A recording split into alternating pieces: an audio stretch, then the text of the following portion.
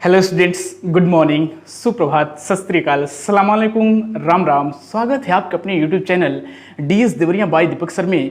तो बच्चों, आज हम बात करने वाले हैं एक्सरसाइज 4.4 का क्वेश्चन नंबर 3, 4 और 5। पूरा 4.4 एक्सरसाइज पूरा क्वेश्चन कवर करेंगे, बिल्कुल full explanation with full concept के साथ, because you know that concept is the power of mathematics. चलिए बच्चों, शुरू करते हैं। आप हमें फेसबुक पेज हमारे डीएस देवरिया को लाइक कर सकते हैं, फॉलो कर सकते हैं। आप हमें टेलीग्राम पे DS Deoria by Deepak sir for class 9th and 10th को फॉलो कर सकते हैं।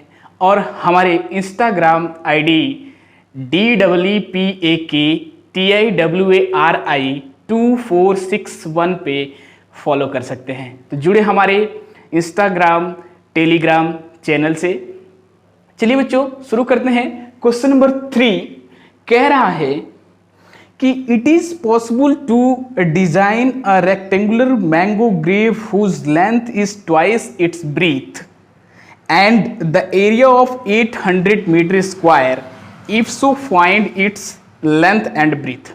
पहली बात तो क्वेश्चन, यदि क्वेश्चन स्टेटमेंट करके पूछता है कि is it possible to design, कोई भी पॉसिबल टू डिजाइन करके क्वेश्चन पूछता है तो आपको उसको थोड़ा ध्यान से समझना है। पहले हम उसके आगे जो स्टेटमेंट दिया हुआ है उसको केयर करेंगे, उसको पहले देखेंगे। कह रहा है कि जो हमारा मैंगो ग्रेव है उसका ब्रीथ और लेंथ दिया गया है, उसमें कह रहा है कि लेंथ ट्वाइस है ब्रीथ से। क्या कह रहा है? लेंथ ट्वाइस है ब्रीथ से। तो क्या करेंगे स्टूडेंट्स, हम मान लेंगे, सपोज कर लेंगे कि let the breadth of mango grove be x. ठीक है, मैंने क्या किया, उसका ब्रीथ मान लिया मैंगो ग्रेव का, क्योंकि रेक्टेंगुलर डिजाइन है, रेक्टेंगल टाइप का, तो उसका मैंने ब्रीथ मान लिया कि ब्रीथ एक्स है। और क्वेश्चन में कह रहा है कि जो उसका लेंथ है वो ट्वाइस द ब्रीथ है। तो जब ब्रीथ हमारा एक्स हो जाएगा, then the length of mango grove is equal to 2x। तो उसका जो लेंथ होगा वो 2x हो जाएगा। और अकॉर्डिंग टू क्वेश्चन कह रहा है कि जो एरिया ऑफ मैंगो ग्रेव है वो 800 मीटर स्क्वायर है। मैंने सिंपल सी बात है कि स्टेटमेंट के अकॉर्डिंग उसका ब्रीथ x मान लिया और उसका जो लेंथ है वो ट्वाइस द ब्रीथ है, तो 2x मीटर हो गया। ठीक है, अब अकॉर्डिंग टू क्वेश्चन चलते हैं यहां से। क्वेश्चन के अकॉर्डिंग तो जो बोल रहा है कि area of mango grove is equal to 800 metre square. तो बेटा जो मैंगो ग्रेव का डिजाइन हो वो रेक्टेंगुलर टाइप का है। किस टाइप का है? रेक्टेंगुलर टाइप का। ये आपका रेक्टेंगल है, रेक्टेंगुलर टाइप का मैंगो ग्रेव का डिजाइन है। तो रेक्टेंगल का एरिया क्या होता है? लेंथ इनटू ब्रेथ, यानी area of rectangle is equal to length into breadth. ठीक है, तो यहां से area of rectangle length into breadth is equal to हो जाएगा 800 मीटर स्क्वायर। और लेंथ हमारा 2x दिया गया है, लेंथ 2x है और ब्रीथ हमारा x है। तो यहां से 2x into x is equal to 800 हो जाएगा यहां से। तो 2x इंटू एक्स यानी कितना हो जाएगा? This implies that 2x square is equal to 800। तो यहाँ से x square is equal to निकालेंगे तो क्या हो जाएगा? 800/2 is equal to 400 metre square, यानी this implies that x square is equal to 400 हो जाएगा। अब यहाँ से कह रहा है कि क्वेश्चन में कि पॉसिबल है रेक्टेंगुलर मैंगो ग्रेव का डिजाइन करना। तो जब भी पॉसिबल की बात करती है किसी भी स्टेटमेंट में, किसी भी क्वेश्चन में, तो बेटा याद रखिएगा कि आपको उसका डिस्क्रिमिनेंट डी फाइंड करना होगा। और आप जानते हैं कि discriminant D is equal to B square minus 4ac। तो याद रखना है कि जब भी रेक्टेंगुलर मैंगो ग्रेव का डिजाइन करना पॉसिबल है कि नहीं है, इसके लिए आपको फाइंड द डिस्क्रिमिनेंट करना है। तो यहां से इसको हम थोड़ा सा क्वाड्रेटिक इक्वेशन के फॉर्म में चेंज कर देंगे। तो ये क्या हो जाएगा? This implies that x square, और इसको इधर लाते हैं लेफ्ट साइड में, माइनस 400 इज इक्वल टू 0 हो जाएगा। ठीक है, अब यहां से देखो, इसको कंपेयर कर दो ax square plus bx plus C is equal to 0 से। तो यहां से a की वैल्यू क्या मिल जाएगा? x स्क्वायर का कोफिशिएंट a है, यहाँ x स्क्वायर का कोफिशिएंट 1 है, तो a इज इक्वल टू 1 मिल जाएगा। And b is equal to क्या हो जाएगा, x का कोफिशियंट है ही नहीं तो b इज इक्वल टू 0 हो जाएगा, and c is equal to क्या मिल जाएगा, -400।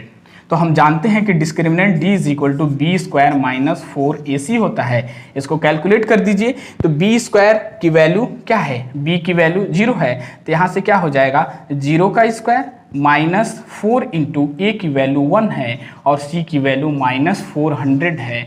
सो 0 का स्क्वायर कर दोगे तो ये आपका 0 ही हो जाएगा और ये माइनस माइनस प्लस हो जाएगा और 4 1 जा 4 और 4 4 जा 16 और ये 00 यानी 1600 आ जाएगा और 0 में 1600 ऐड कर देंगे तो क्या आ जाएगा 1600 ही आएगा। तो यहाँ से d की जो वैल्यू आ रही है गाइज वो 1600 आ रही है।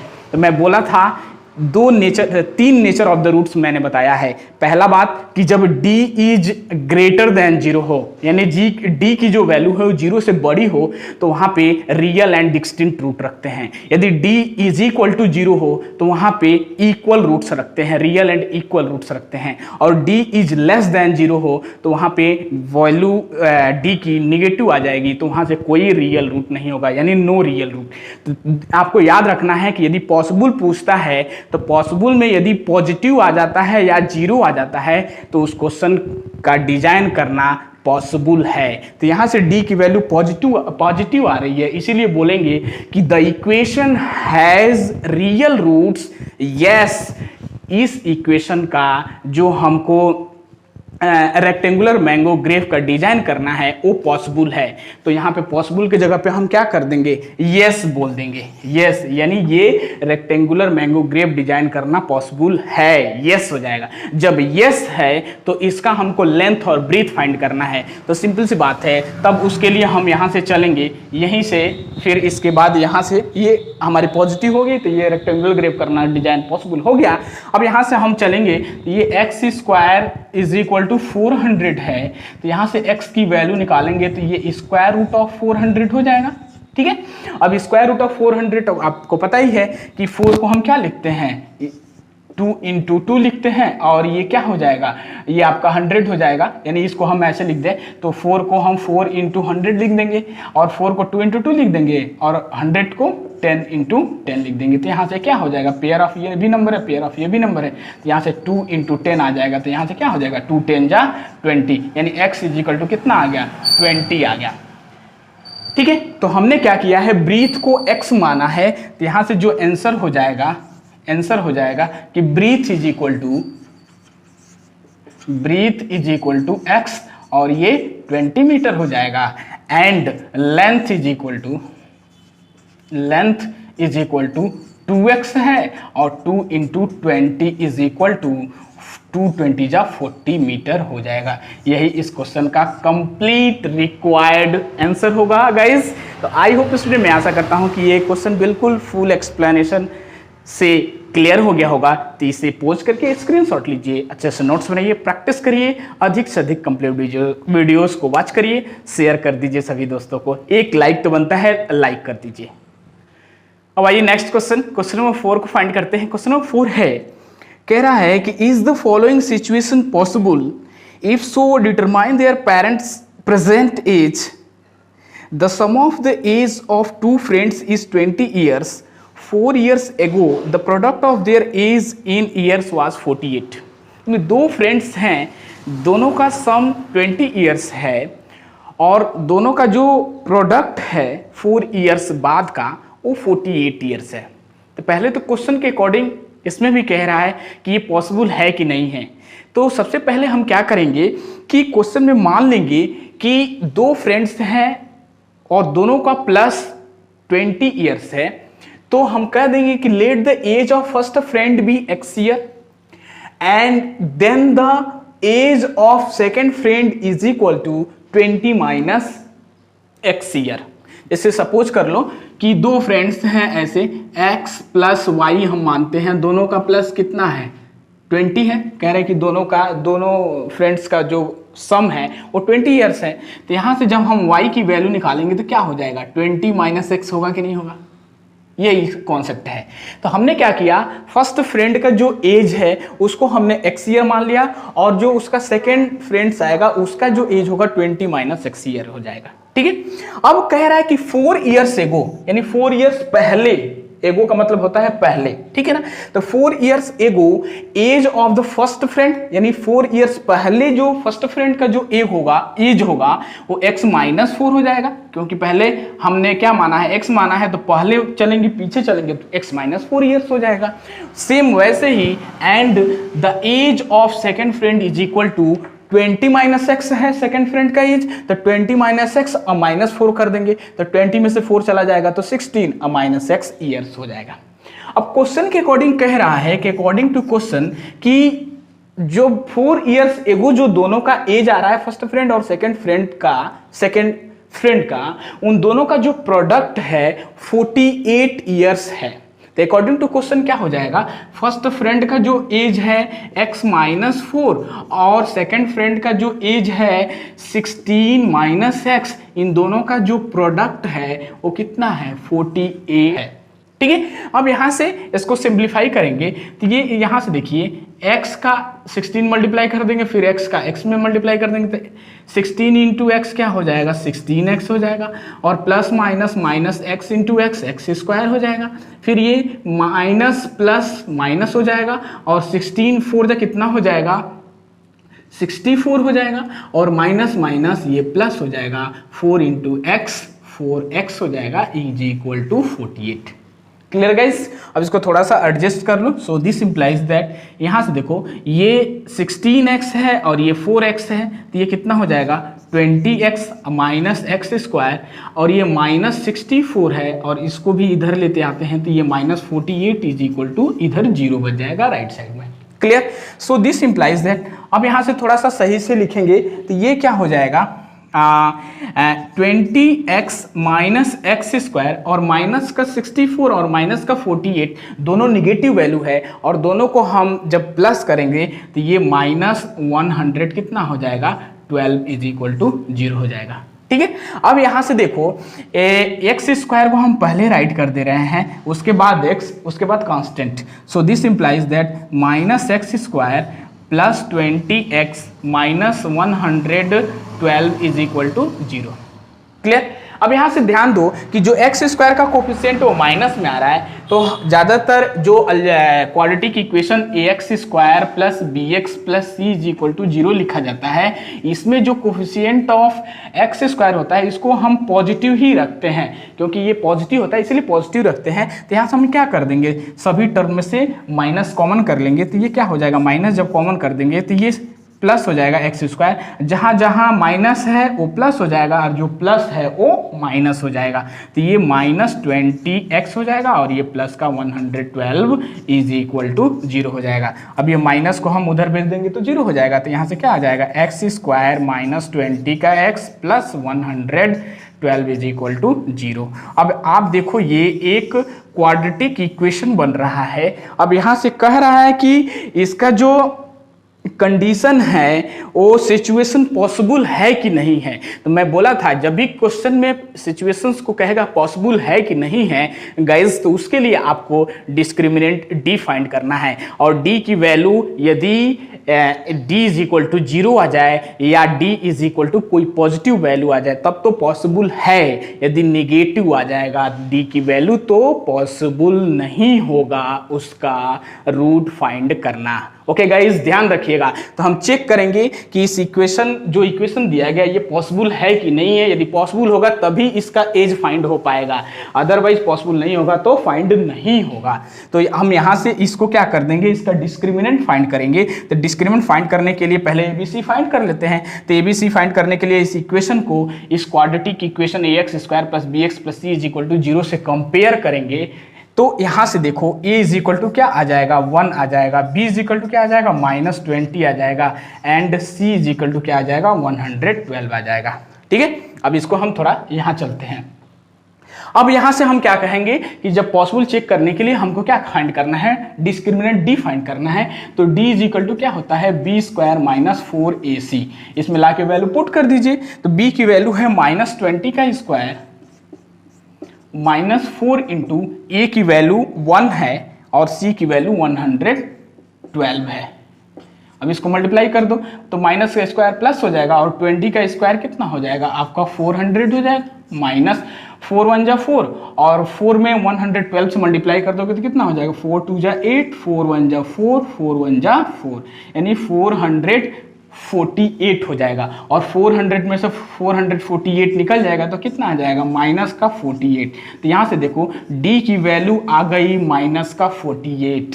तो मैं बोला था कि जो नेचर ऑफ द रूट्स होता है उसमें d की वैल्यू क्या हो जाए, लेस देन 0 हो जाए, मतलब d इज लेस देन 0 हो जाए तो इसका मतलब होता है निगेटिव वैल्यू आएगी d की और इसका कोई रियल रूट नहीं निकलेगा। और जब रियल रूट नहीं निकलेगा गाइस तो ये सिचुएशन पॉसिबल ही नहीं है। तो इसका आंसर हो जाएगा यहां से no real roots for this equation, no real root for this equation, hence this situation is not possible.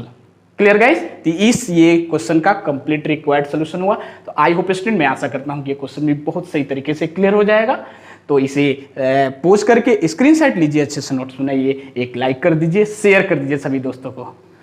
और ये गाइस नेक्स्ट क्वेश्चन, इस एक्सरसाइज का लास्ट क्वेश्चन, क्वेश्चन नंबर 5 को फाइंड करते हैं। क्वेश्चन नंबर 5 है आपके सामने कि is it possible to design a rectangular park of perimeter 80 meter and area 400 meter square, if so find its length and breadth। पहली बात तो एक रेक्टेंगुलर पार्क है जिसका पेरीमीटर 80 दिया गया है, एरिया 400 पेरीमीटर 80 दिया गया है और एरिया 400 दिया गया है। तो ये सपोज कर लीजिए कि ये आपका रेक्टेंगुलर पार्क है जिसका पेरीमीटर आपका कितना है 80 मीटर दिया गया है और इसका जो एरिया दिया गया है वो 400 मीटर स्क्वायर दिया गया है। ये क्वेश्चन में दिया गया है और कह रहा है कि ये पॉसिबल है तो इसका लेंथ और ब्रेथ फाइंड करिए। तो सबसे पहले हम क्वेश्चन में लेट कर लेंगे कि the length of this park, rectangular park भी x मान लेते हैं। तो सोल्यूशन ऑफ दिस क्वेश्चन हो क्या जाएगा, let the length is equal to x metre and breadth मान लेते हैं, इसका breadth is equal to y metre. ठीक है, यानी इस रेक्टेंगुलर पार्क का जो लेंथ है x मीटर है, ब्रीथ y मीटर है। अब क्वेश्चन के अकॉर्डिंग कह रहा है, अकॉर्डिंग टू क्वेश्चन जो इसका पेरीमीटर है, perimeter is equal to 80 metre. तो पेरीमीटर ऑफ रेक्टेंगल होता क्या है गाइस, पेरीमीटर ऑफ रेक्टेंगल होता है 2 इंटू लेंथ प्लस ब्रीथ, यानी 2 into length plus breadth is equal to ये 80 हो जाएगा। यहां से लेंथ और ब्रीथ की वैल्यूज पुट कर दीजिए। सो this implies that 2 into length आपका x है और ब्रीथ आपका y है, तो यहां से 2 into x plus y is equal to 80 हो जाएगा। So this implies that x plus y is equal to क्या हो जाएगा 80/2। So this implies that x plus y is equal to 40 हो जाएगा। ये 2 से 80 काट देंगे तो ये 40 टाइम में कट जाएगा। तो यहाँ से देखो x plus y is equal to 80 आ जाएगा। तो यहाँ से हम जब y की वैल्यू निकालेंगे, so this implies that y is equal to 40 minus x हो जाएगा। इसको हम इक्वेशन नंबर 1 मान लेते हैं क्योंकि इसका आगे अभी यूज आएगा। अब नेक्स्ट बोल रहा है कि इसका जो एरिया है, रेक्टेंगुलर जो पार्क है, इसका जो एरिया है ये 400 मीटर स्क्वायर है। तो यहाँ से हम चलेंगे कि area is equal to 400 metre square. तो एरिया क्या होता है, लेंथ इंटू ब्रीथ होता है, इज इक्वल टू 400। तो लेंथ की वैल्यू आपका x है और ब्रीथ की वैल्यू y है, तो x into y is equal to 400 हो जाएगा। तो यहाँ से आप देखो y की वैल्यू इक्वेशन 1 से पुट कर दो 40 माइनस एक्स, तो यहाँ से क्या हो जाएगा, this implies that x into 40 minus x is equal to 400। अब इसको थोड़ा सा हम यहाँ लिख रहे हैं। सो दिस इंप्लाइज दैट क्या आ जाएगा, x इंटू 40 हो जाएगा, x का एक बार 40 मल्टीप्लाई हो जाएगा और एक बार x का x में हो जाएगा। तो यहाँ से x इंटू 40, ये 40 का x हो जाएगा और ये plus minus minus x into x square is equal to 400 आ जाएगा। क्लियर गाइस, देख रहे हैं सब लोग। अब यहाँ से इसको क्या लिख देंगे, सो दिस इंप्लाइज दैट इसको 400, इस सभी टर्म को हम लेफ्ट साइड में, लेफ्ट से राइट साइड में लेके चलते हैं तो एक्स स्क्वायर उधर चला जाएगा तो क्या हो जाएगा, x प्लस हो जाएगा, क्योंकि निगेटिव है, उधर जाएगा तो पॉजिटिव हो जाएगा। और 40x को हम राइट साइड में लेके चलेंगे तो ये माइनस का 40x हो जाएगा और ये प्लस का 400 इज इक्वल टू 0 हो जाएगा। गाइस ध्यान से देखिएगा, एक्स स्क्वायर आपका राइट साइड में जाएगा तो प्लस हो जाएगा, 40x राइट साइड में जाएगा तो माइनस हो जाएगा और ये प्लस का 400 इज इक्वल टू 0। तो ये एक quadratic equation x square minus 40x plus 400 is equal to 0 बना। अब यहाँ से कह रहा है कि सिचुएशन पॉसिबल है कि नहीं है। इसके लिए मैंने आपको बहुत आसान सा ट्रिक बताया है कि जब भी क्वाड्रेटिक इक्वेशन में बोलता है कि सिचुएशन पॉसिबल है या नहीं है, तो गाइज आप याद रखिएगा, बिल्कुल बी फ्रैंक, उसका डिस्क्रिमिनेंट डी फाइंड कर दीजिए। और डिस्क्रिमिनेंट डी आप जानते हैं कि D is equal to B square minus 4ac होता है। तो यहां से जब एबीसी की वैल्यू फाइंड कर लें क्वाड्रेटिक इक्वेशन से कंपेयर करके, तो आप देखो a इज इक्वल टू क्या आ जाएगा 1 आ जाएगा, b इज इक्वल टू क्या आ जाएगा माइनस 40 आ जाएगा और and c is equal to क्या आ जाएगा 400 आ जाएगा। तो यहां से d इज इक्वल टू क्या आ जाएगा बी स्क्वायर माइनस 4ac। याद रखिएगा, जब भी सिचुएशन पॉसिबल पूछेगा स्टेटमेंट में तो डिस्क्रिमिनेंट डी फाइंड करेंगे। अब यहाँ से सभी वैल्यूज को पुट कर दीजिए। बी की वैल्यू माइनस 440 है, 40 का whole square minus 4 into A की वैल्यू 1 है और सी की value 400, so that is equal to minus का स्क्वायर प्लस हो जाएगा और 40 का स्क्वायर क्या हो जाएगा, 4 का स्क्वायर 16 होता है और 10 है, 10 का स्क्वायर 100 हो जाएगा। तो ये क्या हो जाएगा 1600, यानी 40 minus 40 whole square is equal to 1600 minus ये देखो 4 1 जा 4 और 4 4 जा 16, ये भी आपका 1600 आ जाएगा। और 1600 में से 1600 चला गया क्या हो जाएगा 0 हो जाएगा। तो आप देखो यहाँ से d की वैल्यू क्या मिल गई 0 मिल गई। नेचर ऑफ द रूट में d का 3 ही कंडीशन है। जब d की वैल्यू 0 हो गया गाइस, तो मैं आपको क्या बताया था कि इसके जो रूट्स होंगे वो इक्वल होंगे, और जब रूट इक्वल होंगे तो ये सिचुएशन पॉसिबल है। याद रखिएगा, जब d की वैल्यू पॉजिटिव आ जाए या 0 आ जाए तो सिचुएशन पॉसिबल है, नेगेटिव आए तो सिचुएशन पॉसिबल नहीं है गाइस। क्योंकि d पॉजिटिव होगा और 0 होगा तभी उसके दो रियल रूट्स निकलेंगे, और जब d 0 होता है तो इक्वल रूट्स निकलते हैं। मैं बताया हूं इक्वल x, जो x की वैल्यू अल्फा और बीटा होता है, अल्फा भी वही होगा जो बीटा होगा, तो दोनों इसके इक्वल रूट्स होते हैं। और जब d की वैल्यू पॉजिटिव होती है तो उसके डिस्टिंक्ट अलग अलग रूट होते हैं।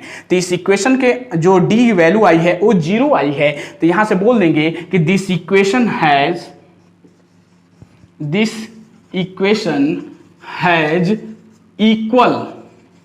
इक्वल रियल रूट्स, यानी इस इक्वेशन के दो इक्वल रियल रूट्स होंगे, दोनों बराबर होंगे, समान होंगे।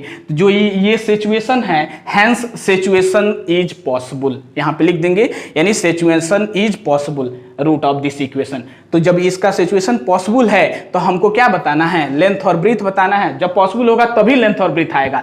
तो जब पॉसिबल है तो लेंथ और ब्रीथ बताना है, तो हम क्या कर देंगे, यहां से जब d की वैल्यू 0 था तो मैंने बताया था कि जब उसमें x की वैल्यू निकालते हैं डिस्क्रिमिनेंट, आपको याद होगा डिस्क्रिमिनेंट क्या होता है, minus B plus minus under root B square minus 4ac upon 2a होता है। ये श्रीधराचार्य का फॉर्मूला है और यही आपका d है, और ये d की वैल्यू क्या है 0 है।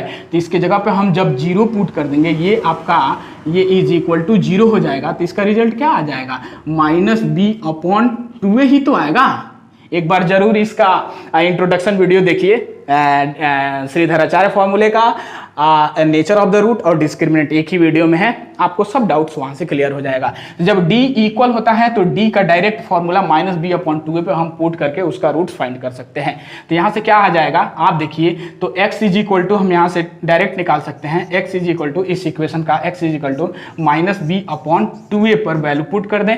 तो b की वैल्यू क्या है माइनस 40 है, तो माइनस फॉर्मूले में है, और b की वैल्यू 40 है अपॉन 2 इंटू ए की वैल्यू 1 है, so that is equal to minus minus plus हो जाएगा, ये 40 अपॉन 2 हो जाएगा, और 2 से 40 को काट देंगे कितना आ जाएगा 20 आ जाएगा। यानी x इज इक्वल टू यहाँ से क्या मिल गया 20 मिल गया, x इज इक्वल टू क्या मिल गया 20 हो गया। तो जो मैंने लेंथ माना है, लेंथ x माना है और ब्रीथ को y माना है, तो x की वैल्यू तो हमारी मिल गई 20 और y निकालना है, तो इस इक्वेशन में लाके फर्स्ट इक्वेशन में पुट कर देंगे यहाँ पे।